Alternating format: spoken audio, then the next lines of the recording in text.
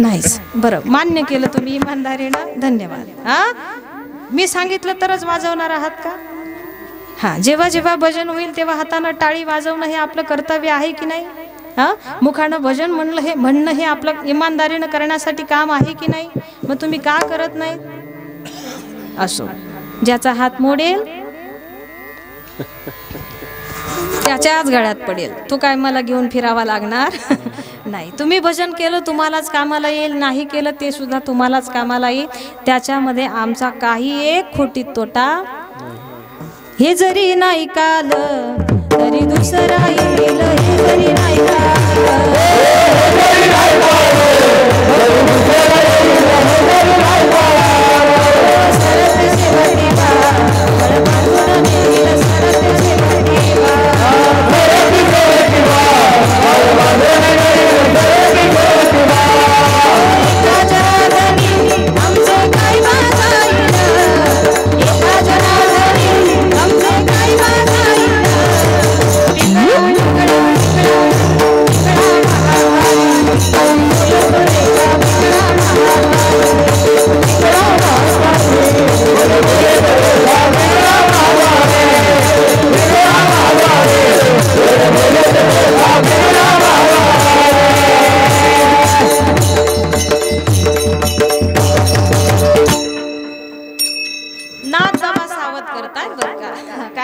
एका जनार्दनी आमचे काय बा जाईल. आमचं सांगायचं काम आहे ते आम्ही केलं. ऐकायचं नाही ऐकायचं हे तुमचं तुम्ही ठरवायचं. ज्याचे त्याने अनहित केले. हा, चिवडून या नाशी तुझ्या घरच्यांनी केली. तुझं आहे तुझं पाशी परी तू जागा चुकलाशी. बघा किती अनुषंगाने, एकाच अनुषंगाने अनेक अनेक विविध पद्धतीची प्रमाण आम्हाला संतांनी पुरावे आमच्या समोर ठेवलेले आहे. मग चिवडून या नाशी तुझ्या घरच्यांनी केली म्हणजे काय? या देहातले जे काम क्रोधादी विकार आहे ना, या लोकांनी हे चिवडून नासवलंय बरं का. काय हे सगळं चिवडून नासवलंय. नाहीतर देह देवाचे मंदिर, आत आत्मा परमेश्वर. हा, तुझं आहे तुझं पाशी. भगवान परमात्मा शोधण्यासाठी कुठे लांब जाण्याची गरज नाही हो. तान्ह्या बाळाच्या हासर डोळ्यात तो नाचे रंगून संतांच्या मेळ्यात जो. तुझ्या माझ्यात भेटल साऱ्यात तो, शोध नाही कुठे आप साऱ्यात तो. रोज वृंदावनी फोडी जो घागरी, तोच नाथा घरी वाहतो कावडी. गुंतला ना कधी मंदिरी रावुळी, बाप झाला कधी जाहला माऊली. भाव भोळा जिथे धावला तो तिथे, भाव नाही तिथे सांग धावल का. बघ उघडुनी दारांत रंगातला देव घावल का. बघ उघडुनी दारांत रंगातला देव घावल का. त्याला शोधण्यासाठी कुठे लांब जाण्याची गरज नाही. तुझ्या माझ्यात भेटल साऱ्यात तो. तुमच्यातही आहे माझ्यातही आहे. सर्व घटी राम सर्व घटी राम.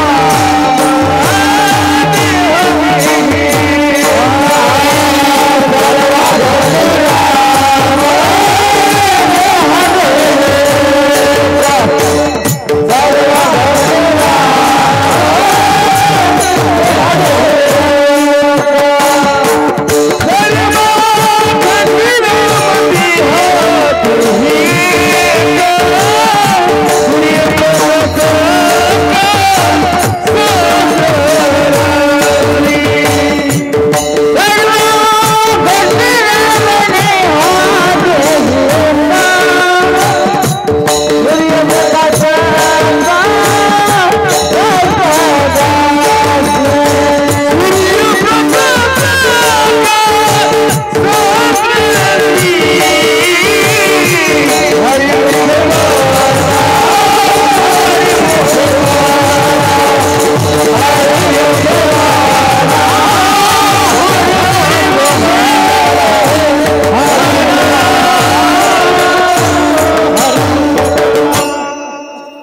सर्वागटी राम देहादेही एक सूर्यप्रकाशक सहस्र रश्मी हिरवी सर्वांच्या हृदय देशी मी अमुक आहे ऐशी बुद्धी स्फुरे अहर्निशी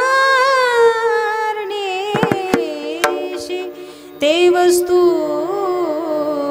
गामी बुद्धी स्फुरे अहर्निशी एरवी सर्वांच्या हृदय देशी हा गटागटामध्ये चराचरामध्ये प्रत्येकाच्या अंतःकरणामध्ये असलेला वास करणारा भगवान परमात्मा तुमच्या आमच्या जवळच आहे, पण तो आम्हाला मिळत का नाही तर त्याचं कारण चिवडून या नाशी तुझ्या घरच्यांनी केली. मग आता हे चिवडण्यासाठी मुख्य प्रमुख कारण काय ते कारण सुद्धा सगळ्यांना माहीत आहे, फक्त तुम्हाला दिसलं की नाही मला माहीत नाही.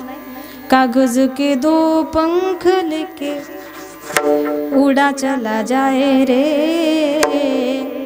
जहाँ नहीं जाना था वो वही चला आए रे उम्र का ये ताना बाना समझ ना पाए रे जुबा पे जो मोह माया नमक लगाए रे ना देखे ना भाले ना जाने ना दाए रे दिशाहारा असं हे अनावर मन आहे ना. जहा नहीं जाना था वो वही चला आहे रे. हे सगळं चिवडण्याचं जर कारण काय आणि कोणी हे नासून जर घाण केली असेल तर ती त्या मनानं केली आहे. जिकडे जाऊ नको म्हटलं तिकडे ते हमखास माणसाला घेऊन गेल्याशिवाय राहत नाही. म्हणून ते जे आपल्या जवळ आहे अविट स्वरूपाचा जो भगवान परमात्मा आहे अविट गे माय विटेना पण जवळी आहे तरी भेटेना असं हे संतांना वर्णन करावं लागलं. असा हा देव आम्हाला शोधायचा असेल तर काय आमच्याकडेच अंतरंगात तो झाकून अंतरंगाचं दार उघडून तो आम्हाला पाहावा लागेल.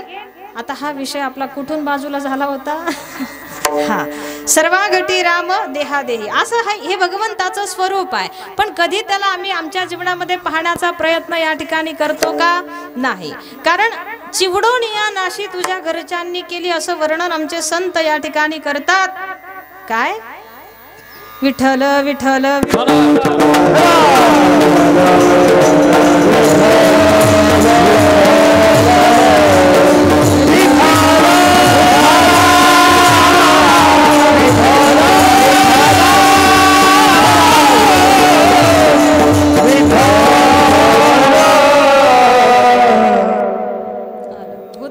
कधी कधी होतं असं.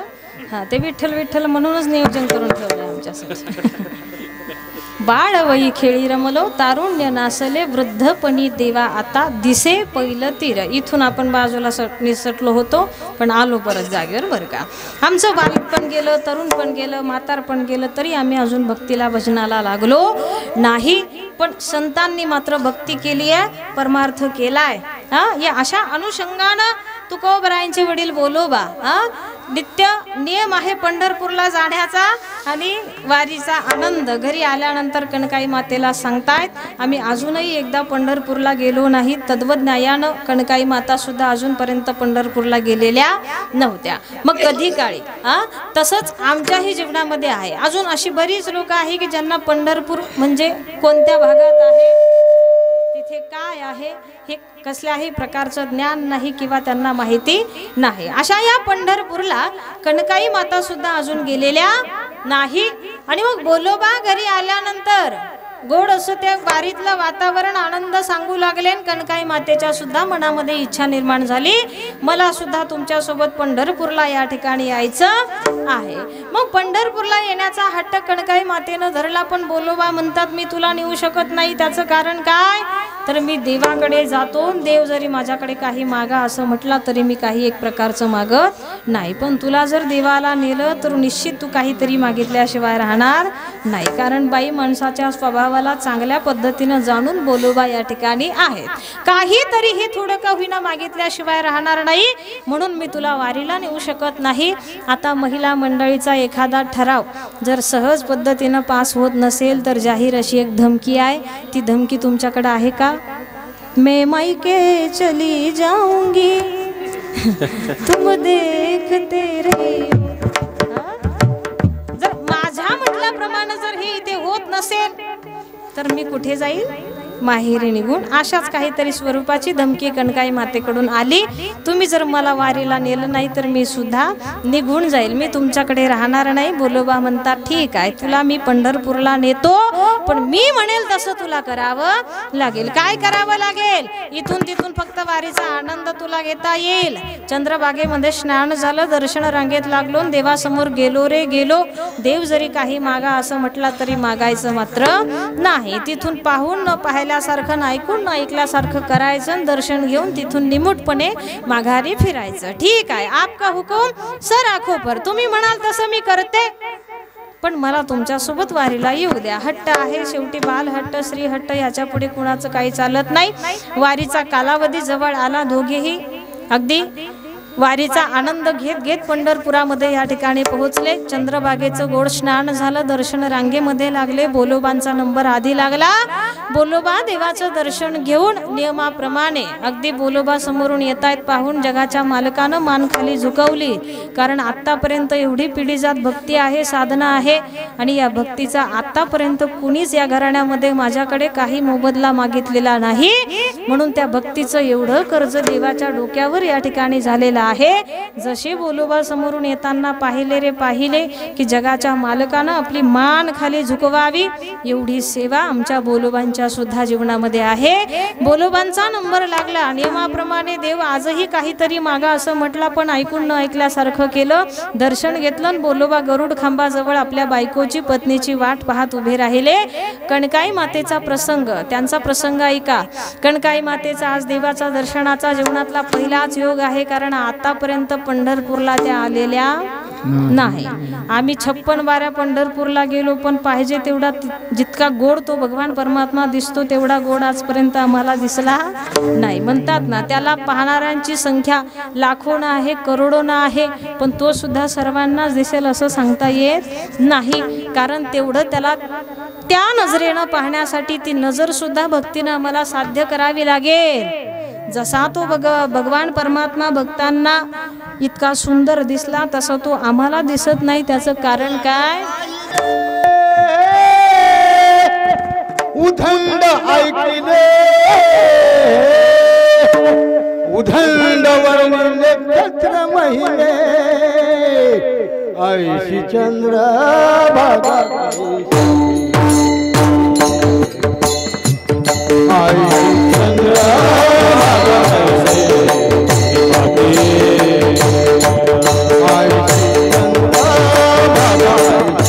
ऐशी चंद्र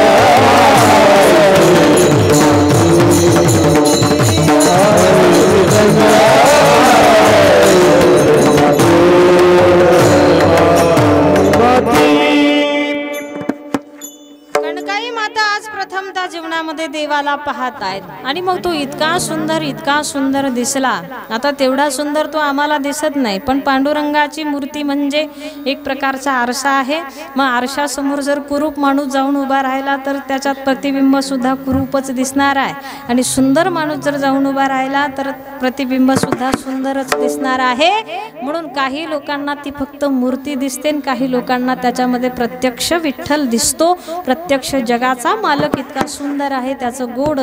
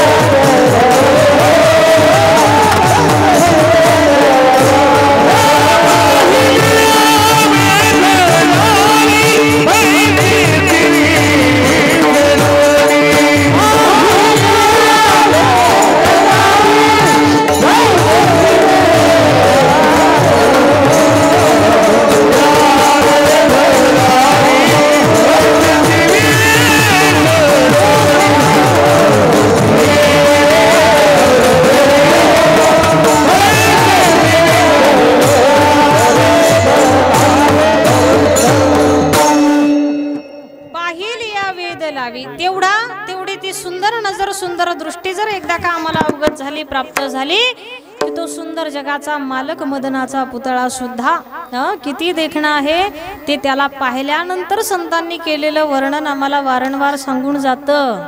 काय इतका देखणा इतका सुंदर आहे आणि एकदा का तो पाहिला की निश्चित आवडल्याशिवाय राहणार नाही आणि एकदा का तो आवडला परत जगाच्या पाठीवर आवडण्यासारखं काही शिल्लक राहणार नाही. आवडे हे रूप मोजी रे सगुण पाहता लोचन सुखावले तेरे विधिले मन पाहिला पाहिला नंदाचा नंदन पाहिला पाहिला नंदाचा नंदन. असा हा नंदाचा नंदन मनाची काही वेगळीच अवस्था याला पाहिल्यानं आमची या ठिकाणी झाली, सगळ्याच संतांची झाली. योगी दुर्लभ तो म्या देखिला साजनी पाहता पाहता मना न पुरे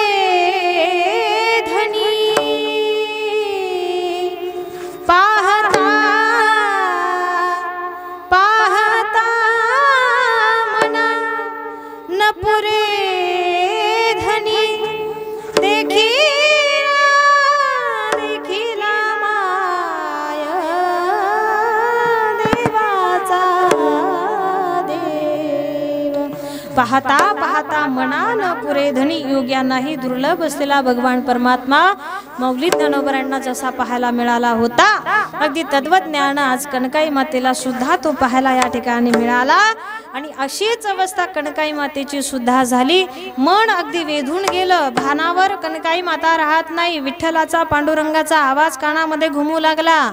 माझा भक्त आईसाहेब आज माझ्या दरबारात येतात आणि प्रत्यक्ष जगाचा मालक म्हणजे मी समोर उभा असताना सुद्धा कुठेतरी मनाच्या एका कोपऱ्यामध्ये दुःख तुमचं मला दिसून येत आहे. काय त्या दुःखाचं कारण कळत नकळत उत्तर देण्यात आलं. देवा खूप सारं सुखी समाधानी जीवन आयुष्य संसार माझ्या जीवनामध्ये मला तुझ्या कृपेनं प्राप्त झालाय, पण उणीव दुःख मात्र जीवनात एकच आहे की अजून मात्र कूस माझी पवित्र झालेली नाही, अजून पोटी मूल बाळ जन्माला आलेलं नाही. कनकाई माता कळत नकळत मनातलं अंतकरणातलं दुःख देवाला सांगून गेल्या आणि एकाही सेकंदाचा विलंब न करता देवानं लगेच आशीर्वाद या ठिकाणी देऊन टाकला. मुलगा होईल मुलगा होईल मुलगा होईल असं 3दा उच्चार देवाच्या मुखातून बाहेर या ठिकाणी पडतात. आनंदी आनंद कनकाई मातेला झाला. आनंदी प्रसन्न चेहरा घेऊन कनकाई माता पळतच आपल्या पतिराजाकडे या ठिकाणी आल्या. बोलोबांनी तो आनंदी चेहरा कधी न एवढा आनंद कनकाई मातेच्या चेहऱ्यावर दिसला नाही आणि आज कसा एवढा आनंदी चेहरा झाला म्हणून मनात शंका आली. काहीतरी घोळ झाला. काय मी घरून बोली करून आणली होती, काही देवाकडे मागायचं नाही, पण एवढा आनंद मिळतो याचा अर्थ काही तर काय झालं विचारल्यानंतर देवानं मला विचारलं, कळत नकळत माझ्याकडून त्याचं उत्तर माझ्याकडून देण्यात आलं. देवानं विचारलं काय झालं, का दुःख आहे मनाच्या कोपऱ्यात एका, तेव्हा दुःखाचं कारण सांगितलं. देवानं मला लगेच आशीर्वाद दिला. अहो एकदा नाही 3दा आशीर्वाद दिलाय, म्हणजे आपल्याला 3 बाळं होण्याचा आशीर्वाद देवानं देवाकडून घेऊन मी या ठिकाणी आलेली आहे. आता करुणा ती काशी तुम्ही केलीच आहे, मागू नका म्हटलं पण काहीतरी तुम्ही देवाकडे मागितलंय. आता परत देवाकडे जा आणि नुसती मुलं दे असं न सांगता त्या पुढच्या प्रकारच्या पुढच्या पद्धतीची मागणी देवाकडे करून या. देवा मुलं नुसती मुलंच देऊ नको, तर अशी मुलं दे जी सदैव तुझ्या भक्तीत तुझ्या परमार्थामध्ये या ठिकाणी रममान झाली पाहिजे. कनकाई माता परत देवाकडे गेल्या आणि देवाला सांगून आल्या, देवा मुलं द्यायचीच असेल तर अशी दे, पुत्र देय ऐसा संता तरी जा आवडे पंढरीनाथा. फक्त त्या मुलांना तू आणि तूच त्यांच्या जीवनामध्ये आवडला पाहिजे. मुलं द्यायची असेल तर अशी मुलं या ठिकाणी जन्माला दे. अनेक अशा भक्तांना त्यानं कल्पनेच्या पलीकडे या ठिकाणी दिलेलं आहे. अढळपदी बाळ वैसविला ध्रुव क्षीराचा सागर उपमन्यू. कारण देवाचा देणं हा स्वभाव आहे, पण संतांचं मात्र ठरलेलं आहे की काही एक मागायचं नाही. पण देवाचा आज तुकोबरायांकडे इतका आग्रह झाला की तुकोबरायांना सुद्धा जास्त काळ जास्त वेळ देवाचा अवमान करणं त्यांच्या बुद्धीला पटलं नाही, म्हणून तुकोबरायांकडे देव हट्ट करू लागला, काहीतरी मागा, काहीतरी मागा, मी माझं इंद्रपद देतो, ब्रह्मपद देतो, वैकुंठ देतो. देवा हे तुझं तुलाच लख लाभू दे, मला लागत नाही, तुझं इंद्रपदही नको, ब्रह्मपदही नको, वैकुंठ सुद्धा नको. ठीक आहे, पदाला तुम्ही नाही म्हणतात कारण पद हे किती वर्षाचं आहे? फक्त 5 वर्षाचं. त्याच्यातून खाली उतरला की माणूस परत दुःखी होतो. ठीक आहे, पदाला तुम्ही नकार देता, मान्य करतो, पण वैकुंठामध्ये मी राहतो, माझं हक्काचं माझं मालकीचं वैकुंठ या ठिकाणी आहे, त्या वैकुंठाला सुद्धा नाही नको म्हणताय तुकोबराय. काय वैकुंठ म्हणजे काय तालुक्या जिल्ह्याचं गाव आहे का? असं सहजासहजी ते वैकुंठ मिळत नाही. योगी लोक योग करून करून थकली, ज्ञानी लोक साधना ज्ञान कमवून कमवून या ठिकाणी थकली, कीर्तनकार लोक कीर्तन करून करून थकली, त्यांना स्वप्नात सुद्धा वैकुंठ पाहायला मिळत नाही. असं दुर्मिळातलं दुर्मिळ वैकुंठ मी तुम्हाला देऊ करतोय, खुशाल नाही नको. वैकुंठासी आम्हा नको धाडू हरी, वास दे पंढरी सर्व काळ. प्रमाण दोन्ही प्रमाणाचा अर्थ एक संबंध एकच लागतो. वैकुंठासी आम्हा नको देवा, ते वैकुंठ मला लागत नाही, काय नाही, मला त्या वैकुंठाची अजिबात गोडी नाही, आवड नाही, तुकोबराय म्हणू लागले. मग तेव्हा देव म्हणतो वैकुंठ असं वैकुंठ तसं, खुशाल तुम्ही नाही म्हणताय. देवा ते वैकुंठ तुझं तुलाच राहू दे, मला त्याच्या गप्पा सांगू नको. आम्ही नावडे वैकुंठ शेषाचे शयन,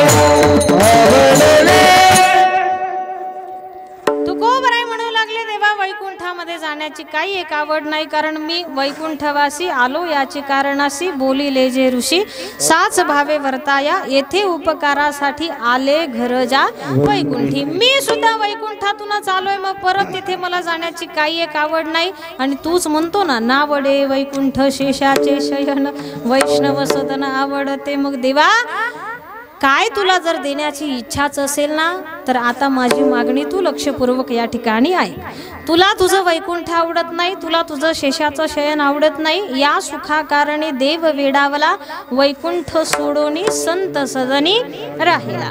संतांच्या सदनामध्ये तू वैकुंठ सोडून राहण्यासाठी, या संतांच्या सदनामध्ये वैष्णवांच्या घरी राहण्यासाठी जर आला आहे, तर मला जर काही तुला देण्याची इच्छाच असेल, तर अशाच वैष्णव हरिदासाची घरी मज उपजवा जन्मांतरी. प्रथम चरणामध्ये तुकोबराय देवाकडे मागणी मागू लागले. देवा काही जर तुला देण्याची इच्छाच असेल ना, तर माझी एक इच्छा ऐक. इच्छा ऐक. मग काय मी देवाकडे तुमच्याकडे या ठिकाणी मागतो, तर ज्या वैष्णवांच्या सदनामध्ये हरिदासांच्या वैष्णवांच्या घरी तुला राहण्यासाठी आवडतं ना, अशा त्या वैष्णवांच्या सदनामध्ये हरिदासांच्या घरी माझा इथून पुढचे जेवढे काही जन्म असतील ते सर्व जन्म मला तू त्यांच्या घरी मिळवून दे. मग तुकोबरांनी इच्छा देवासमोर व्यक्त केली. तेव्हा देवाला वाटलं मागून मागून काय मागितलं. आता आपण विनोदाच्या भावनेनं एक म्हण अशी म्हणतो, मागण्यासाठी राजा उदार झाला, पण मागून मागितलं म्हणे काय? तंबाखूला. मागण्यासाठी कोण आहे, देण्यासाठी कोण आहे? जगाचा मालक आहे. पण तरी तुकोबरांनी मागणी काय केली? अगदी सर्वसाधारण मागणी या ठिकाणी केलेली आहे. मग देव जरा आश्चर्यचकित झाला तुकोबरांची मागणी ऐकून.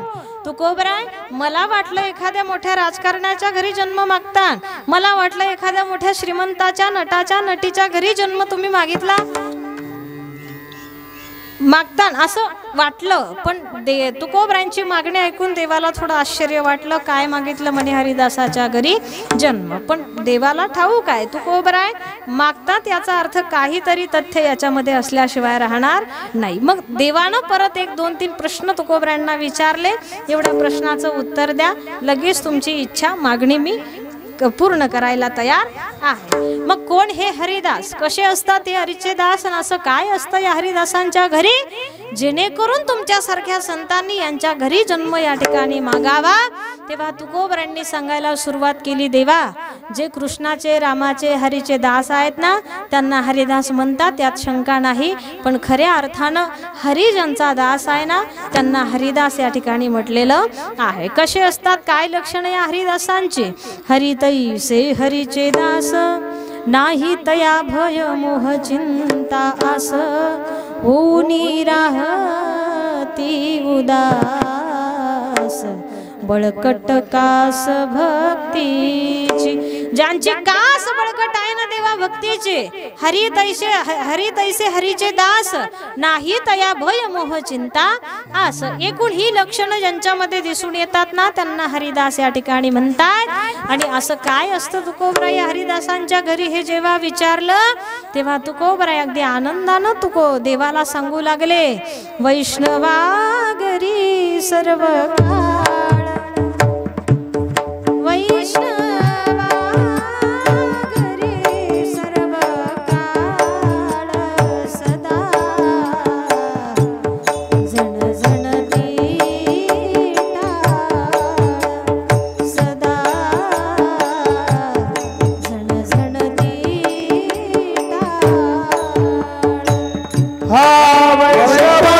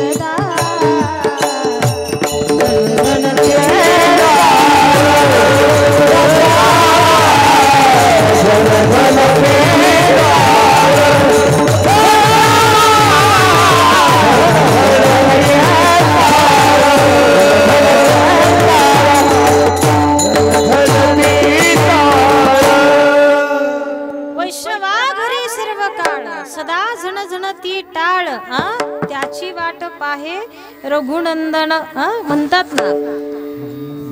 भाग्यवंता घरी भजन पूजन असा हा भाग्यवान वैष्णव आहे, वारकरी आहे. सदैव अखंड 24 तास याच्या घरी देवाचं नाम या ठिकाणी चालू राहतं ना देवा. या कारणास्तव मी यांच्या घरी तुझ्याकडे जन्म या ठिकाणी मागतोय. मनसी काही मागा हेची देगा पांडुरंगा. काही मागा असं म्हणत असशील तर अशाच या पद्धतीची मागणी मी तुझ्याकडे आज या ठिकाणी करतो. तुकोबराय म्हटले, माझ्याकडे आता जास्त वेळ राहिला नाही. इथून पुढचं काय तुला बोलायचं असेल ते पटपट तू माझ्याकडे बोल आणि मी त्या बोलण्याला उत्तर या ठिकाणी देतो. तुकोबराय देव म्हणू लागले तुकोबरायांना, तुकोबराय ठीक आहे, तुमच्या म्हटल्याप्रमाणे तुमचं म्हणणं आता मला पटलंय. तुमच्या म्हटल्याप्रमाणे हरिदासाच्या घरी जन्म मी तुम्हाला दिला. तुमची मागणी मी पूर्ण केली. पण या सरसर अजून जर काही तुम्हाला इच्छा असेल, मागायचं असेल तर तेही लगोलग तुम्ही लगेच मागून घ्या. मग तुकोबराय त्याच्याही पुढची मागणी करताना गोड वर्णन करता तुकोबराय म्हणतात, देवा